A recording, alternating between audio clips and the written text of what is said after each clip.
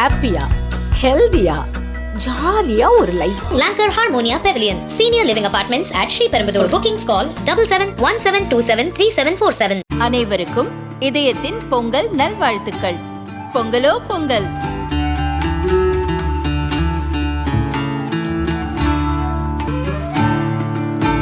அனைவருக்கும் இதயம் மந்த்ராவின் பொங்கல் தின நல்வாழ்த்துக்கள். பொங்கலோ பொங்கல்.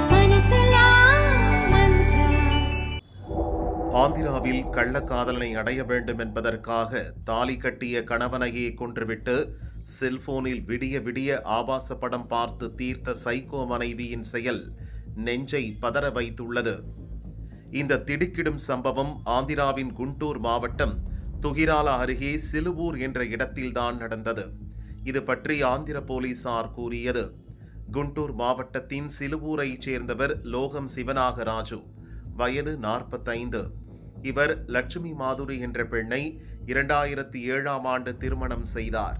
தம்பதிக்கு 2 ஆண் குழந்தைகள் உள்ளனர்.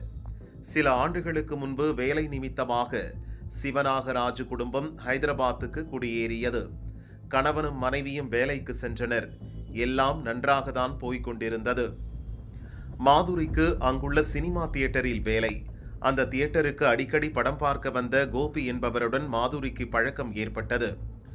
ஒரு கட்டத்தில் கள்ளக்காதலாக மாறியது. திருமண பந்தத்தை மீறி கோபியுடன் உறவில் இருந்தார். அடிக்கடி 2 பேரும் தனிமையில் சந்தித்து உல்லாசமாக இருந்தனர். ஒரு கட்டத்தில் தனது கணவனிடமும் கோபியை அறிமுகம் செய்து வைத்தார் மாதுரி. கோபி அடிக்கடி தியேட்டருக்கு வருவார், ரொம்ப நல்லவர், எனக்கும் நல்ல நண்பர் என்று அறிமுகம் செய்தார். முதலில் தயங்கிய கணவன் கோபி நல்லவர் என்று மனைவி சொன்ன வார்த்தையை நம்பினார்.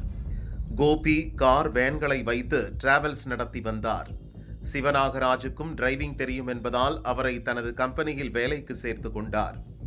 சிவநாகராஜு வேலைக்கு வந்த பிறகு வழக்கம் போல் கோபியும் மாதுரியும் கள்ள உறவை தொடர்ந்தனர். அக்கம் பக்கத்தில் இது பற்றி பேச்சு அடிபட சிவநாகராஜு உஷாரானார். மாதுரியை நோட்டம் பார்த்தார். கோபியுடன் அவர் தகாத உறவில் இருப்பதை கண்டுபிடித்து விட்டார். மனமுடைந்து போன சிவநாகராஜு மனைவியை கண்டித்தார்.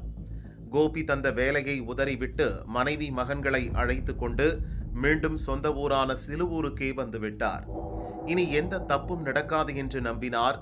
மனைவிக்கும் திருந்தி வாழ வாய்ப்பு கொடுத்தார். ஆனால் கோபி சிலுவூருக்கே வந்துவிட்டார். கணவன் இல்லாத நேரத்தில் வீட்டுக்கு வந்து மாதுரியுடன் உல்லாசமாக இருந்தார். இதையும் சிவநாகராஜு கண்டுபிடித்து விட்டார். இந்த முறை மனைவியிடம் வாக்குவாதம் செய்தார்.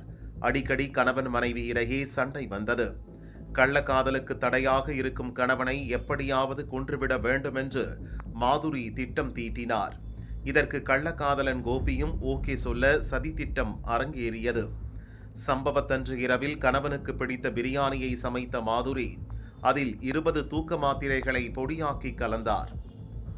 வேலை முடித்து வந்த கணவனுக்கு தூக்க மாத்திரை கலந்த பிரியாணியை கொடுத்தார். அதை சாப்பிட்டதும் சிவநாகராஜு ஆழ்ந்த நித்திரைக்கு சென்று விட்டார். மகன்களும் நல்ல உறக்கத்தில் இருந்தனர். இதுதான் சரியான நேரம் என்று கருதி இரவு 11:30 மணிக்கு கள்ளக்காதலனை வீட்டுக்கு அழைத்தார். வீட்டுக்கு வந்ததும் சிவநாகராஜுவின் மார்பில் ஏறி கோபி உட்கார்ந்து கொண்டார். மாதுரியோ தலையணையால் கணவனின் முகத்தை அழுத்தி பிடித்து கொண்டார். மூச்சு விட முடியாமல் திணறிய சிவநாகராஜு உயிர் உறக்கத்திலேயே பிரிந்தது. அவர் இறந்துவிட்டதை உறுதி செய்ததும் கோபி அங்கிருந்து புறப்பட்டார். கணவன் ஆழ்ந்த நித்திரையில் இருப்பது போல் பெட்டில் படுக்க வைத்த படுபாதக கொலைகாரி மாதுரி எதுவுமே நடக்காதது போல் இருந்தார். கணவன் இறந்துவிட்ட துக்கமோ அவரை கொன்ற குற்ற உணர்ச்சியோ அவருக்கு இல்லை. கணவன் சடலத்துக்கு பக்கத்தில் இருந்து செல்போனில் ஆபாச படம் பார்க்க ஆரம்பித்தார். நள்ளிரவிலிருந்து அதிகாலை 4 மணி வரை ஆபாச படம் பார்த்து தீர்த்தார். பின்னர் கூச்சலிட்டபடி அக்கம் பக்கத்தினரை அழைத்தார். உறக்கத்தில் இருந்த கணவன் திடீரென தன்னை எழுப்பி நெஞ்சு வலிப்பதாக சொன்னார். மருத்துவமனைக்கு புறப்பட தயாராவதற்கு முன்பு சுருண்டு விழுந்து இறந்து விட்டார். அவருக்கு மாரடைப்பு வந்துவிட்டது என்றார். ஆனால் அவரது பேச்சில் உண்மை இல்லை என்பதை அக்கம் பக்கத்தினர் உணர்ந்தனர். ஏற்கனவே கணவன் மனைவி இடையே நடக்கும் சண்டை அவர்களுக்கு தெரியும். மாதுரி கோபியின் கள்ளக்காதல் விவகாரமும் தெரியும். இதனால் சந்தேகமடைந்த பக்கத்து வீட்டார் இது குறித்து போலீசுக்கு தகவல் தெரிவித்தனர். ஸ்பாட்டுக்கு வந்த போலீசார் சிவநாகராஜு சடலத்தை கைப்பற்றினர். அவரது காதில் ரத்தம் வழிந்த தடயம் இருந்தது. போலீசாரும் சந்தேகத்தை உறுதி செய்தனர். சடலத்தை பிரேத பரிசோதனைக்காக அனுப்பி வைத்தனர். பிரேத பரிசோதனை அறிக்கையில் உண்மை வெளியே வந்தது. சிவநாகராஜுவுக்கு மாரடைப்பு வரவில்லை, மூச்சு திணறி இறந்துள்ளார். அவரை சுவாசிக்க முடியாதபடி முகத்தை அழுத்தி கொன்றிருக்கின்றனர். நெஞ்சு எலும்பும் முறிந்திருக்கிறது என்று அறிக்கை சொன்னது. இதையடுத்து கொலை வழக்கு பதிவு செய்த போலீசார் மாதுரியையும் அவரது கள்ளக்காதலன் கோபியையும் கைது செய்தனர். அவர்கள் 2 பேரும் உண்மையை ஒப்புக்கொண்டனர். இதையடுத்து அவர்கள் சிறையில் அடைக்கப்பட்டனர்.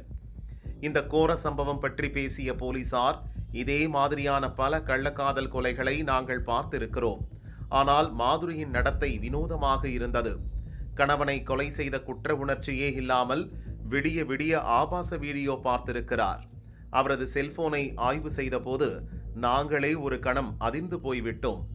கிட்டத்தட்ட சைக்கோ கொலையாளியின் மனநிலையில் அவர் இருந்திருக்கிறார் என்று போலீசார் கூறினர். இந்த கொடூர கொலை சம்பவம் ஆந்திராவையே அதிர வைத்துள்ளது.